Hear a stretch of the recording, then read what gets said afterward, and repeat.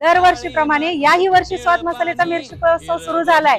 चांगल्या क्वालिटीच्या मिरच्या, जिथे मिरच्यांचं उत्पन्न जास्त आहे त्या ठिकाणी त्या शेतकऱ्यापाशी जाऊन ती मिरचीची क्वालिटी बघून कमीत कमी रेटमध्ये तुमच्यापर्यंत पोहोचवण्याचा प्रयत्न करतोय। तुम्हाला या ठिकाणी अनेक प्रकारच्या मिरच्या बघायला मिळतील। त्यामध्ये बेडगी असेल, काश्मीरी असेल, लवंगी असेल, संकेश्वरी असेल, गुंटूर असेल। आणि याही वर्षी माझा मसाला कलर, तिखट, टेस्ट वर्षभर टिकून राहिली पाहिजे म्हणूनच तुमच्यासाठी घेऊन आली आहे या सर्व मिरच्या। तर हा महोत्सव 15 मार्च ते 30 मे पर्यंत मैत्रिणींना सुरू आहे। तर वाट कसली बघताय? जवळ तुम्हाला जी सोयीस्कर असेल त्या शाखेला जावा आणि तुम्हाला असणारी मिरची खरेदी करा।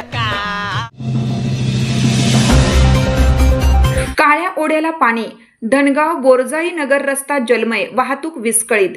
बांबवडे तसेच पलूस परिसरात झालेल्या मुसळधार पावसामुळे काळ्या ओढ्याला मोठ्या प्रमाणात पाणी आले असून धनगाव बोरजाई नगर हा महत्त्वाचा रस्ता पूर्णपणे जलमय झाला आहे।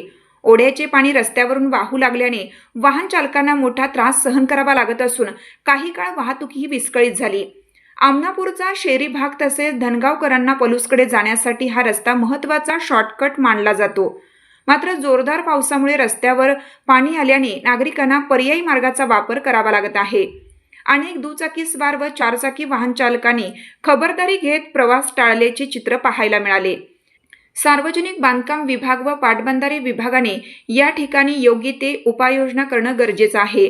नैसर्गिक पाण्याचे प्रवाह बदलल्याने या ठिकाणी दरवर्षी पावसाळ्यात पाणी साचल्याचे नागरिक सांगतात।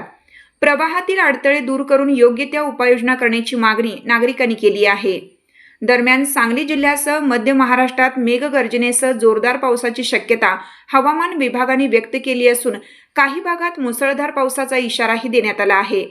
स्थानिक नागरिकांनी प्रशासनाने या ठिकाणी आवश्यक सुरक्षा उपाययोजना कराव्यात तसेच पाण्याचा प्रवाह कमी होईपर्यंत वाहन चालकांनी सावधगिरी बाळगावी असं आवाहन केलं आहे।